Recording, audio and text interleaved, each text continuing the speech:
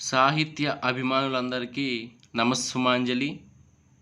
ఈరోజు సరికొత్త అంశమైనటువంటి జానపద సాహిత్యంలో పటం కథలు అనే అంశం ద్వారా మీ ముందుకొచ్చాను. ఈ అంశం చాలా ముఖ్యమైనది. జానపద సాహిత్యం. ఇక్కడ జానపదం అనగా జనపదానికి సంబంధించినది.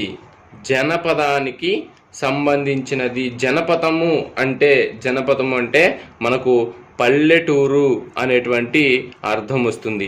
అంటే ఈ పల్లెటూరులో నివసించేటువంటి ప్రజలందరూ కూడా కలిసి ఒక చోట పాడుకునే పాటలే కానీ లేకపోతే ఆడుకునే ఆటలే కానీ వాళ్ళు చేసేటువంటి అనేక రకాల కళారూపాలకే మన వాళ్ళు జానపద సాహిత్యం అనేటువంటి పేరు సూచించారు. అటువంటి జానపదులు మనకు అందించినటువంటి అతి ముఖ్యమైనటువంటి సాహిత్యంలో పటం కథలు. ప్రస్తుత కాలంలో పోటీ పరీక్షల దృష్ట్యా ఈ పటం కథలు అనేది చాలా తరచుగా అడుగుతున్నటువంటి బిట్లండి. కాబట్టి ఈ పటం కథల గురించి ఈరోజు మనం తెలుసుకుందాం. ఈ పటం కథలు అనేవి ఈ జానపద సాహిత్యంలో భాగంగా తెలంగాణలో బాగా ప్రసిద్ధి చెందినటువంటి కథలండి ఇవి. తెలంగాణలో బాగా ప్రసిద్ధి చెందిన పటం కథలు. ఆ పటం కథలు దగ్గరగా ఒక 10-15 పైగా ఉన్నాయి. ఆ పటం కథలు చెప్పేటువంటి కులాల వాళ్ళు ఎవరు, వాళ్ళు ఎవరిని ఆశ్రయిస్తారు, వాళ్ళు చెప్పేటువంటి కథలు అంటే పురాణ కథలు ఏమిటి, వాళ్ళ మూల పురుషులు ఎవరు, మొదలైన విశేషాలన్నీ కూడా మనం ఇప్పుడు తెలుసుకోబోతున్నాం.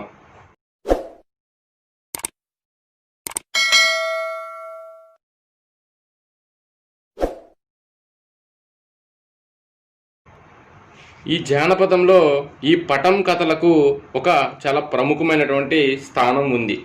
ఈ పటం కథలు చెప్పేటువంటి కళాకారులు ఎవరైతే ఉన్నారో వాళ్ళు కథాగానం చేసేటువంటి కళాంశానికి అంటే వాళ్ళు చెప్పేటువంటి అంశాలకు సంబంధించినటువంటి చిత్రాలను లేకపోతే బొమ్మలను ఒక నూలుగుడ్డపై వాళ్ళు నకాసి అనేటువంటి చిత్రకళాకారులతో వీళ్ళు బొమ్మలు అద్దించుకుంటారు. ఇలా అద్దించిన దాన్నే పటం అని పిలుచుకుంటారు. ఆ పటం ఆధారంగా వీళ్ళు చెప్పేటువంటి కథలకు పటం కథలు అని పేరు వచ్చింది. వాళ్ళని పటం వాళ్ళు లేదా పటపోళ్ళు అని చెప్పి వివిధ రకాలుగా పిలుస్తారు. అయితే ఇక్కడ అనేక రకాలైనటువంటి కులాల వారు ఉన్నారు. కానీ వీళ్ళందరినీ కూడా పటం వాళ్ళనే పిలవడం అనేది అనాదిగా వస్తున్నటువంటి ఆచారం. వీళ్ళందరూ కూడా వివిధ రకాల తెగలకు చెందిన వాళ్ళు, వివిధ రకాల కులాలని ఆశ్రయిస్తున్న వాళ్ళు.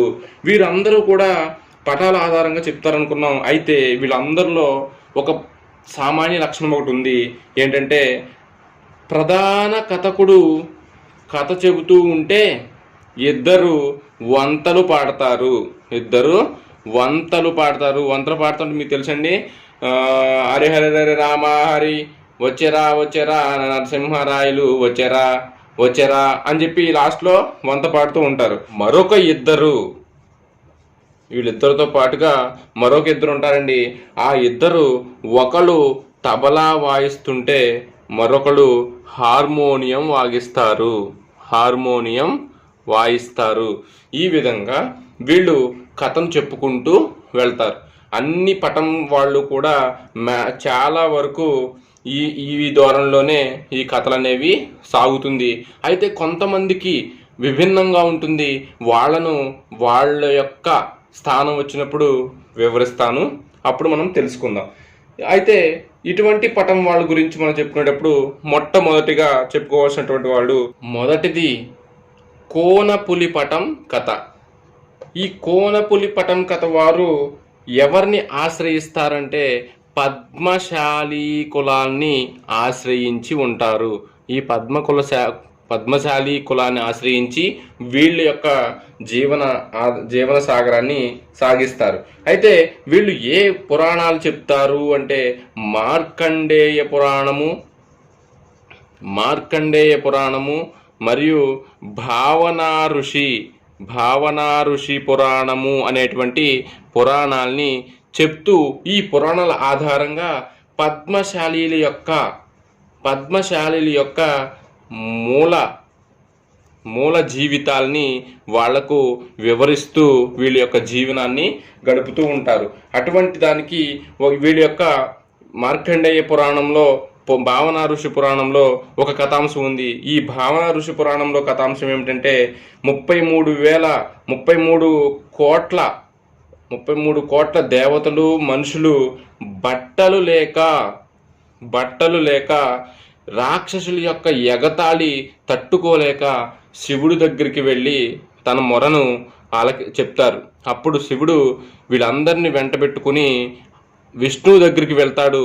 విష్ణువు అప్పుడు బ్రహ్మచారి అయినటువంటి మన మార్కండేయునికి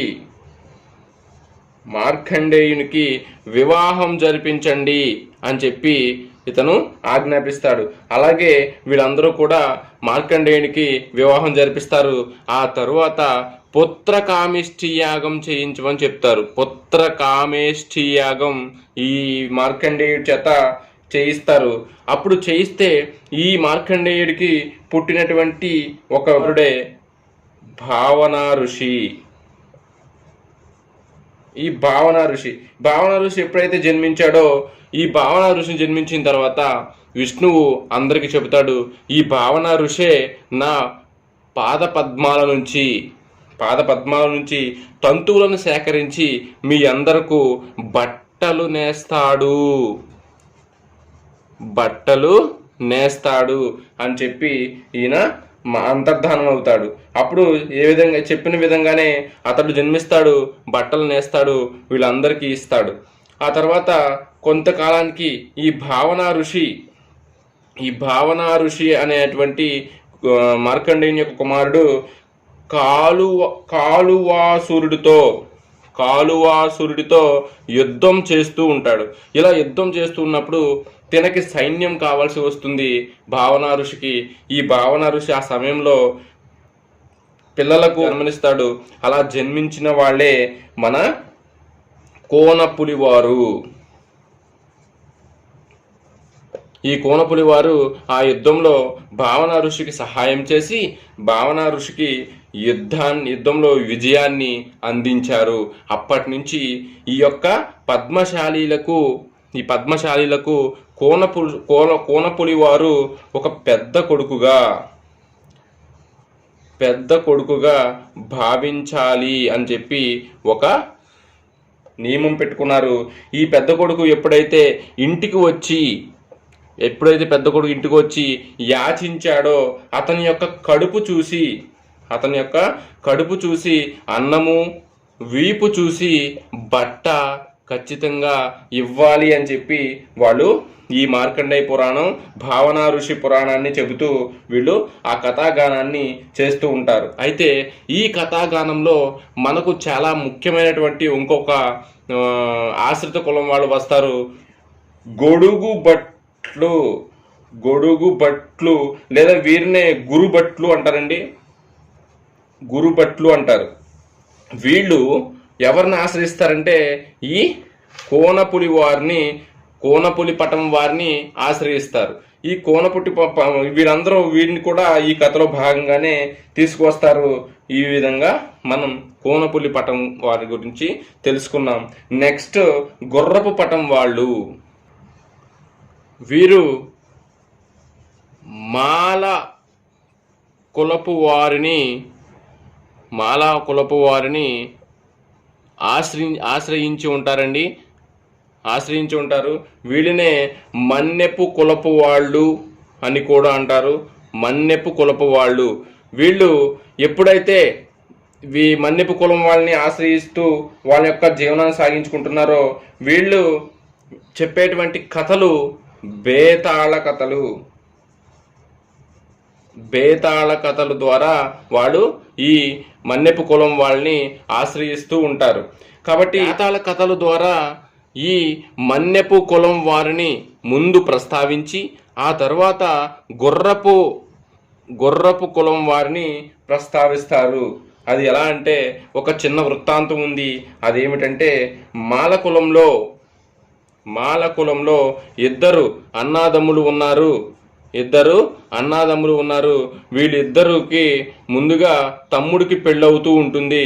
పెళ్ళవుతూ ఉన్నప్పుడు కుల పెద్దలందరూ కూడా ఈ పెద్దవాడిని వెళ్ళి గుర్రాన్ని తీసుకురా నాన్న అని చెప్పి అంటారు.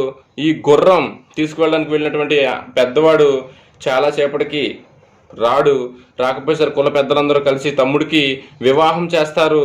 వివాహం చేసిన తర్వాత అన్నయ్య వస్తాడు గుర్రం ఇచ్చుకుని. ఎప్పుడైతే సమయానికి రాకుండా సమయం అయిన తర్వాత వచ్చాడో అప్పుడు ఈ మల్లయ్య అనేటువంటి అన్నయ్యను ఈ కులం నుంచి వెలివేస్తారండి. ఎప్పుడైతే వెలివేయబడ్డాడో అప్పటి నుంచి ఇతడు గుర్రం మల్లయ్యగా పేరు ప్రఖ్యాతులు పొంది ఈ మాల కులం వారిని లేకపోతే మన్నెపు కులం వారిని ఆశ్రయిస్తూ ఈ బేతాళ కథలను చెప్పుకుంటూ తను జీవితం గడుపుతూ ఉంటాడు. ఇదే గుర్రపు పటం వారి యొక్క జీవిత మూల కథ. వీళ్ళు చెప్పేటువంటి కథలు బేతాళ కథలు. వీళ్ళు బేతాళ కథలతో పాటుగా గవ్వల దర్శనం అనేటువంటి అంశాన్ని ఈ కథలో చూపిస్తారండి. అలాగా అది కాకుండా వీళ్ళు చర్ల మహాదేవి పరిణయం అనేటువంటి కథను కూడా వీళ్ళు చెప్తూ ఉంటారు. ఈ విధంగా గుర్రపు పటం వాళ్ళు జీవనం సాగిస్తూ ఉంటారు. ఆ తర్వాత వచ్చినటువంటి వాళ్ళు ఎవరంటే పెక్కర్ల పటం వారు లేదంటే పక్కింటి పటం వారు. ఈ పెక్కర్ల లేదంటే పక్కింటి పటం వారు పక్కింటి పటం వాళ్ళు మనకి ఎవరండి? పెక్కర్ల పటం అనేటువంటి దాన్ని ఆప్షన్లు ఇస్తాడు. ఎందుకంటే ఇది ఒక విచిత్రంగా పదమైనటువంటి విచిత్రంగా కనిపిస్తుంది కాబట్టి. అయితే వీళ్ళు ఏ జాతిని ఆశ్రయించి ఉంటారంటే కుమ్మర కుల జాతిని ఆశ్రయించి ఉంటారు. వీళ్ళు చెప్పేటువంటి పురాణాలు రెండు. ఒకటి కుమ్మరి పురాణం, శాలివాహన పురాణం. వీళ్ళ పురాణంలో ఇతివృత్తం చూస్తే పెక్కర్ల కులానికి మూల పురుషుడు ఇంపార్టెంట్ బిట్గా వచ్చే అవకాశం ఉంటుందండి. కాబట్టి నేను చెప్తున్నాను ఇక్కడ పెక్కర్ల కులానికి మూల పురుషుడు. ఎందుకంటే మనకు ఎప్పుడు కూడా ఈ పటాలు అడకపోవచ్చు, ఆశ్రిత కులాలను అడకపోవచ్చు. ఒక్కోసారి ఈ పెక్కర్ల పటానికి మూల పురుషుడు ఎవరు అని కూడా అడిగేటువంటి అవకాశం ఉంది. కాబట్టి ఇది ప్రత్యేకంగా చెప్తున్నాను, గుర్తుంచుకోండి. వృత్తాంతం ఏమిటంటే ఇక్కడ ఒక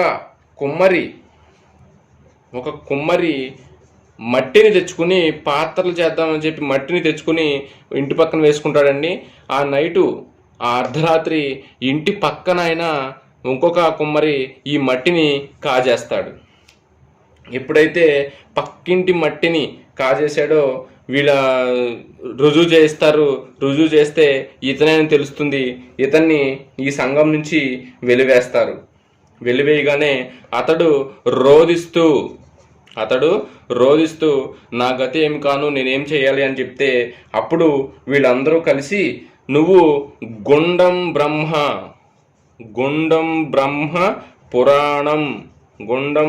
పురాణం చెప్పుకుంటూ ఈ కుమ్మర కులాన్ని ఆశ్రయించి బతుకు అని చెప్పి అతన్ని వదిలేస్తారు. అప్పటి నుంచి ఈ పెక్కర్ల వారే ఈ గుండం బ్రహ్మ పురాణం లేదంటే శాలివాహన పురాణం, ఈ రెండు, దీనికి ఇది మరో పేరండి, శాలివాహన పురాణం లేదంటే గుండం బ్రహ్మ పురాణం. ఈ పురాణాన్ని కుమ్మర కులం వారిని ఎప్పటికప్పుడే పొగుడుతూ వాళ్ళ యొక్క కులాన్ని ఆశ్రయించి తిని యొక్క జీవితాన్ని గడుపుకుంటూ ఉంటాడు. అద్దపు పటం వారు. ఈ అద్దపు పటం వారినే మరో రకంగా నాయీ పటం వారు అని కూడా అంటారు. ఈ నాయీ పటం వాళ్ళు లేదా అద్దపు పటం వాళ్ళు ఏ కులాన్ని ఆశ్రయించి బతుకుతారై అంటే నాయీ నాయి బ్రాహ్మణ కులం వారిని ఆశ్రయించి బ్రతుకుతారు. వారినే మంగళులు అని కూడా పిలుస్తూ ఉంటారు. అయితే వీళ్ళు ఏ పురాణాలని చెబుతారు అంటే నాభికా పురాణం.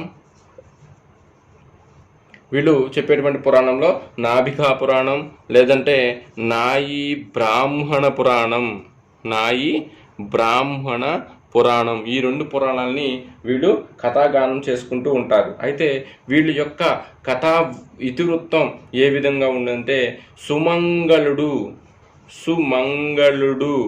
అనేటువంటి ఒక వ్యక్తి దేవతలకు ప్రతిమలకు పెండ్లు చేసే సమయంలో ఒక వరభక్తుడు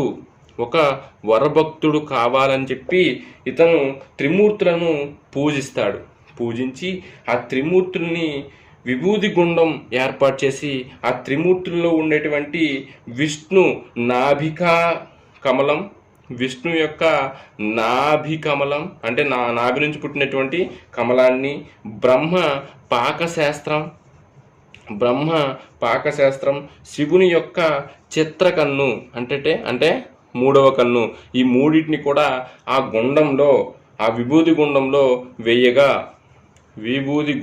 వేయగా జన్మించినటువంటి వ్యక్తే మనకు అగ్గి లేదా అగ్ని లేదా అంగారకుడు. ఈ అంగారకుడు జన్మిస్తాడండి. ఈ అంగారకుడు జన్మించిన తర్వాత కొంతకాలానికి ఈ అగ్ని లేదా అంగారకుడికి 3 పుత్రులు కలుగుతారండి. వాళ్ళు ధనపాలక, శివపాలక, హరిపాలక అనే 3 పుత్రులు పుడతారు. కొంతకాలానికి శివపాలక అనే వాడిని పిలిచి అంగారకుడు ధనపాలకుడిని ఆశ్రమానికి తీసుకురమ్మంటాడు. అప్పుడు శివపాలకుడు ధనపాలకుడి దగ్గరికి వెళ్తాడు. అప్పుడు ధనపాలకుడు అన్నం తిన్నావా తమ్ముడు అని అడిగితే శివపాలకుడు తినలేదు అని అబద్ధం చెబుతాడు. ఎప్పుడైతే తినలేని అబద్ధం చెప్పాడో వెళ్ళి తండ్రి గారికి చెప్పడం, తండ్రి గారికి అంటే అంగారకుడికి కోపం రావడం, అంగారకుడు శివపాలకుడిని శపించడం జరుగుతుంది. అప్పుడు ఈ శివపాలకుడు అంగారకుడిని బ్రతిమాలుకోగా అప్పుడు నువ్వు నాభికా పురాణాన్ని, నాయి బ్రాహ్మణ పురాణాన్ని చెప్పుకుంటూ జీవనం సాగించు అని చెప్పి తనకు జీవనోపాధిని కలిగించారట. ఈ విధంగా వీళ్ళ యొక్క నాభికా పురాణం తెలియచేస్తుంది. ఆ తర్వాత మాచయ్య పటం కథ అండి, లేదంటే మాసయ్య పటం కథ, ఏదైనా ఒకటేనండి. వీళ్ళు ఆశ్రయించేటువంటి కులం చాకలి కులం వారిని ఆశ్రయించి వీళ్ళు జీవనాన్ని సాగిస్తూ ఉంటారు. అయితే వీళ్ళు కథాగానం చేసేటువంటి పురాణం ఏంటంటే మడివేలయ్య పురాణాన్ని వీళ్ళు కథనం చేస్తూ ఉంటారు. ఇదే చాకలి కుల పురాణం. అడుగుతాం, చాకలి కుల పురాణంగా పేరు పొందినటువంటి పురాణం ఏది? మడివేలయ్య పురాణం. మడివేలు మాచయ్య అని చెప్పి మనకు హరవిలాసంలో శ్రీనాథుడు కూడా వర్ణించి ఉన్నాడు. ఆ విషయం మనకు ఈ కథ వృత్తం చూస్తే దక్ష యజ్ఞం మూలంగా జరుగుతుందండి. అంటే దక్ష ప్రజాపతి ఒక యజ్ఞం చేయదలుచుకుంటాడు. అప్పుడు శివుణ్ణి పార్వతిని ఆహ్వానించినప్పటికీ కూడా కూతురైనటువంటి పార్వతీదేవి దక్ష యజ్ఞానికి దక్ష ప్రజాపతి దగ్గరికి వెళ్తుంది. వెళ్ళిన తర్వాత అక్కడ నువ్వు ఏ ముఖం పెట్టుకుని వచ్చావు, నేను నిన్ను పిలవలేదు కదా అని చెప్పి దక్ష ప్రజాపతి పార్వతిని శివుణ్ణి నిందిస్తాడు. ఎప్పుడైతే పార్వతిని శివుణ్ణి నిందించాడో అప్పుడు పార్వతి ఆ హోమగుండంలోకి దూకి ఆత్మహత్య చేసుకుంటుంది. ఈ విషయం తెలిసినటువంటి శివుడు తన 3వ నేత్రాన్ని తెరిచి వీరభద్రుణ్ణి సృష్టిస్తాడు. వీరభద్రుణ్ణి సృష్టించి వీరభద్రునికి దక్ష ప్రజాపతిని సంహరించమని చెప్పి ఆజ్ఞాపిస్తాడు. అప్పుడు వీరభద్రుడు దక్ష ప్రజాపతిని సంహరించి త్రిమూర్తుల దగ్గరకు వెళతాడు. అప్పుడు ఆ త్రిమూర్తులు ఏమంటారంటే, ఓ వీరభద్ర, నువ్వు చేసినటువంటి ఈ పాపానికి నువ్వేం చేస్తావంటే అక్కడ ఉన్నటువంటి గుండంలోకి దూకు అని చెప్పి చెప్తారు.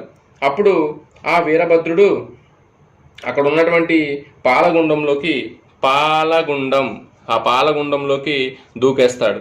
ఆ పాలగుండంలో దూకేసిన తర్వాత ఇతడు మడివేలయ్య మాచయ్య అనే ఇద్దరుగా జన్మిస్తాడు. ఎవరు? వీరభద్రుడు వీళ్ళిద్దరుగా జన్మిస్తాడు. 12 సంవత్సరాల పాటు దేవతల బట్టలు పెండాలి అనేటువంటి పాప పరిహారం మడివేలయ్య చేసుకుంటూ ఉంటాడు. మాచయ్య శివుణ్ణి పూజిస్తూ ఉంటాడు. అయితే ఒక రోజున మడివేలయ్య అందరినీ యాచించి తెచ్చుకోగా అన్నాన్ని అక్కడ పెట్టినప్పుడు మాచయ్య వచ్చి ఆ అన్నాన్ని తినేస్తాడు. అప్పుడు మడివేలయ్య మాచయ్యను శపించి నువ్వు ఇక్కడి నుంచి వెళ్ళిపో అని చెప్పి చెప్తాడు. అప్పుడు మాచయ్య మడివేలయ్యని వేడుకోగా అప్పుడు మడివేలయ్య ఏం చెప్తాడంటే, నువ్వు ఆర్థిక మానుడివై నా దగ్గరికి రా, నీకు నేను కొంచెం త్యాగం ఇస్తాను, అంటే నా దగ్గర ఉన్న వాటిలో నీకు నేను కొంచెం ఇస్తాను అని చెప్పి చెప్తాడు. ఆ తర్వాత నుంచి ఈ మడివేలయ్య పురాణాన్ని ఈ మాచయ్య చెప్పుకుంటూ ఉంటాడు. కాబట్టే దీనికి మాచయ్య పటం కథ అని పేరు వచ్చింది. వీళ్ళు చెప్పేటువంటి పురాణం మడివేలయ్య పురాణం. ఇదే చాకలి యొక్క కుల పురాణం. ఆ తర్వాత గౌడజెట్టి పటం వారు. ఈ గౌడజెట్టి పటం వారు ఎవరిని ఆశ్రయిస్తారు అంటే గౌడ కులం వారిని ఆశ్రయిస్తారు. గౌడ కులం వారిని ఆశ్రయించేటువంటి వాళ్ళు గౌడ చెట్టి కులం. చాలా ఈజీ అండి, గౌడ ఉంటుంది. అయితే వీళ్ళు చెప్పేటువంటి పురాణం ఏంటంటే బ్రహ్మపురాణం. ఈ బ్రహ్మపురాణం ప్రకారం ఇతివృత్తం ఏమిటంటే, ఒక రోజున బ్రహ్మ పట్టినటువంటి చెమట బిందువు వలన ఇక్కడ కౌండిన్యుడు ప్లస్ తాటి చెట్టు, ఈత చెట్టు, ఎప్ప చెట్టు అనేటువంటి 3 చెట్లు కూడా ఇక్కడ పుడతాయి. ఎప్పుడైతే ఈ నలుగురు కలిసి పుట్టారో దేవతలందరూ వచ్చి, కౌండిన్య నువ్వు నీతో పాటు పుట్టినటువంటి ఈ చెట్ల నుంచి సురారసాలను తీసి అందరికీ పంచిపెట్టు అని చెప్పి ఆజ్ఞాపిస్తారు. అప్పుడు కౌండిన్యుడు ఆ విధంగా చేసుకుంటూ జీవనం సాగిస్తూ ఉంటాడు. ఆ తర్వాత ఇతనికి 4 కుమారులు పుడతారు. ఈ 4 కుమారుల్లో అందరికీ కూడా సమానంగా ధనాన్ని పంచి జాగ్రత్తగా దాయండి అని చెప్పినప్పుడు 2 కుమారులు మాత్రం ఆ ధనాన్ని ఖర్చు పెట్టేస్తారు. ఆ ఇద్దరిని ఈ కౌండిన్యుడు అనే అతను శపించి, మీరు ఈ గౌడ కులానికి ఆశ్రితులుగా ఉండి ఈ బ్రహ్మ పురాణాన్ని గానం చేసుకుంటూ బతకండి అని చెప్పి శపిస్తాడు. ఆ విధంగా కౌండిన్యుడు చేత శపింపబడిన ఆ ఇద్దరే గౌడజెట్టి ఏనూటివాడు. వీళ్ళిద్దరూ ఈ కుల పురాణాన్ని ఆశ్రయించి, ఈ గౌడ కులాన్ని ఆశ్రయించి ఈ కుల పురాణమైనటువంటి బ్రహ్మ పురాణాన్ని గానం చేస్తూ ఉంటారు. గౌడ చెట్టి పటం వారు, ఏనూటి పటం వారు. ఈ గౌడ కులానికి మూల పురుషుడు ఎవరంటే కౌండిన్యుడు. ఈ విధంగా గుర్తుపెట్టుకుంటే ఈ గౌడ చెట్టి పటం, ఏనూటి పటం గురించి మనం తెలుసుకోవచ్చు. ఆ తరువాత కొర్రాజుల పటం కథ. ఈ కొర్రాజుల పటం కథ వాళ్ళు పద్మనాయక రాజుల కులాన్ని ఆశ్రయించి జీవనం సాగిస్తూ ఉంటారు. వీళ్ళు చెప్పేటువంటి కథలు చాలా ముఖ్యమైన కథలండి. అవే త్యాగ కథలు. Very very important. ఎందుకంటే ఈ క్రింది వానిలో త్యాగం కథలు చెప్పేటువంటి పటం కథల వాడు ఎవరు అంటాడు. అప్పుడు కొర్రాజుల పటం కథలు వాళ్ళని చెప్పవచ్చు. అదేవిధంగా వీళ్ళు మహాభారతంలోని కర్ణుని గారముల కోట, వాళ్ళు చెప్పేటువంటి కథల పేర్లండి ఇవి. మనకు ఎప్పుడు వినని పేర్లులాగా ఉంటాయి. కర్నూలు పేర్లు మనకు అందరికీ తెలుసు. ఇక్కడ గారముల కోట అనేటువంటి కొత్త పదం వచ్చింది. అలానే మూడు సోలల కొర్రల కథ, కొర్రల కథ, అలాగే రంపాల కథ, ఈ విధమైనటువంటి కథలు చెబుతూ ఉంటారు. ఈ కథలు లేని రోజుల్లో వీళ్ళు షికారుకు వెళ్తారంటండి. షికారుకు వెళ్తారు. వీళ్ళు ప్రధాన వృత్తి షికారు అంట.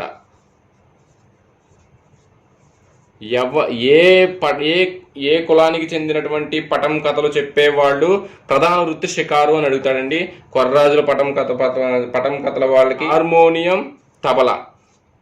హార్మోనియం తబలా వాయిద్యాలు వాయిస్తారండి. వీళ్ళు ఎక్కువగా మనకు ఎక్కడ కనిపిస్తారంటే వరంగల్లు గిరిజన శాఖలో వీళ్ళు కనిపిస్తూ ఉంటారు. వీళ్ళు ఈ పద్మనాయకు రాజులు కథలను వీళ్ళకే కాకుండా ఇంకా ఎవరికి చెప్తారంటే నాయకపోడు అనేటువంటి గిరిజనులు కూడా వీళ్ళు ఈ పద్మనాయక రాజులకు చెప్పేటువంటి కథలు అంటే కర్ణుని పెళ్లి, గారముల కోట, మూడు సోలల కొర్రల కథ, రంపాల కథ మొదలైనటువంటి కథల్ని చెప్తారు. వీళ్ళకి వచ్చినటువంటి కొర్రాజులు పని పేరు కొర్ర అంటే కొర్రి అంటే అగ్ని లేదా అగ్గి. ఈ అగ్గి అనేటువంటి దాని నుంచి పుట్టినటువంటి వాడని చెప్పి ఒక ప్రతీతి ఉంది. ఆ తర్వాత కాకి పడిగెల అనేటువంటి పటం వారండి. వీళ్ళు ముదిరాజు కులాల్ని ఆశ్రయించి ఉంటారు. ముదిరాజు కులాలను అడగొచ్చు, లేదంటే మొత్తరాసు కులాలను కూడా అడగొచ్చండి. ఈ ముదిరాజు లేదంటే మొత్తరాస కులాలు లేదంటే ముదిరాజు కులాలు రెండు ఒకటేనండి. వీళ్ళు చెప్పేటువంటి కథ పాండవుల కథ. తర్వాత కొమ్ము పటం వారు ఆశ్రయించేటువంటి వారు యాదవుల్ని ఆశ్రయిస్తారండి. వీళ్ళు చెప్పేటువంటి కథలు చాలా చాలా ముఖ్యమైన కథలు, చాలా గుర్తుపెట్టుకోవాల్సిన ఇంపార్టెంట్ అయిన కథలు. కొమ్ము పటం వారు చెప్పేటువంటి పటం కథలు ఏమిటంటే కర్రి ఆవుల కథ, భక్తిరన్న కథ, పెద్దిరాజు కళ్యాణం, కోలురాజు కథ, ఇటువంటి మొదలైనటువంటి కథలను వీళ్ళు చెబుతారు. అలానే మందెచ్చుల పటం వారు లేదంటే వీళ్ళనే బుడుగు జంగాలు అని కూడా అంటారండి. ఈ మందెచ్చుల వారిని బుడుగు జంగాల వారు అంటారు. వీరు యాదవుల్ని ఆశ్రయిస్తారు. యాదవుల్ని ఆశ్రయించే వాళ్ళు ఇద్దరండి, కొమ్ము పటం వాళ్ళు అలాగే మందెచ్చుల పటం వాళ్ళు. వీళ్ళు వాయిద్యం ఒక వెరైటీ వాయిద్యం అంటే డిఫరెంట్గా ఉండే వాయిద్యం నపీరా అనేటువంటి వాయిద్యాన్ని వాయిస్తూ వీళ్ళు గంగమ్మ కథను చెప్తారండి. ఈ గంగమ్మ కథను చెప్పినప్పుడు ఈ నపీరా వాయిద్యాన్ని వాయిస్తుంటే అక్కడ ఉండేటువంటి ప్రజలందరికీ కూడా పూనకం వచ్చేటువంటి పని అవుతుంది. ఆ తర్వాత కోయపటం వారండి. ఈ కోయపటం వారు కోయ జాతి వారు. వీళ్ళు చెప్పేటువంటి పురాణం కోయ పురాణం, ఇంకొకటి దొర పురాణం. ఈ విధంగా వాళ్ళు జీవనాన్ని సాగిస్తూ ఉండేవారు. ఆ తర్వాత తెరచీరల పటం. జానపద పటాల కథల సాహిత్యంలో అతి ప్రముఖమైనది, అత్యంత ప్రసిద్ధమైనది తెరచీరల పటం కథ అనేది చాలా ప్రసిద్ధమైనదండి. వీళ్ళు యాదవ కులాన్ని ఆశ్రయించి ఉంటారు. వీళ్ళు చెప్పేటువంటి పురాణం కూడా యాదవ పురాణమే. వీళ్ళు చెప్పేటువంటి యాదవ పురాణంలో ఒక విశిష్టత ఉందండి. అదేమిటంటే శ్రీకృష్ణుని యొక్క లీలల్ని వీళ్ళు చీరల మీద ఆ పాత్రలను లేకపోతే ఆ యొక్క అంశాలను మొత్తం అన్నిటినీ కూడా ముద్రించి ఆ చీరల మీద ముద్రించి ఆ చీరలను ప్రదర్శించి అందరికీ కూడా ఆ కథాంశాన్ని వివరిస్తూ ఉంటారు. ఇటువంటి ప్రసిద్ధమైనటువంటి కథలను ముద్రించి చీరల మీద ప్రదర్శించడం వల్ల వీళ్ళకి తెరచీరల పటం వారు అని పేరు వచ్చింది. వీళ్ళు చెప్పేటువంటి మరొక ప్రసిద్ధమైన కథ ఏమిటంటే కాటమరాజు కథ. కాటమరాజు కథ చెప్పేటువంటి పటం వాళ్ళు ఎవరంటే తెరచీరల వారు. ఈ తెరచీరల వాడు చెప్పేటువంటి కథలో దేన్ని ఎక్కువ ఉపయోగిస్తారంటే వేప చెక్క మరియు ఇత్తడితో చేసినటువంటి వీరణము అనే వాయిద్యాన్ని వీళ్ళు ఉపయోగిస్తారు. ఈ వీరణము అనే వాయిద్యాన్ని ఉపయోగించేటువంటి పటం కథల వాళ్ళు ఎవరంటే తెరచీరల పటం వాళ్ళు. వీళ్ళ యొక్క మూల పురుషులు ఎవరయ్యా అంటే యయాతి మరియు దేవయాని.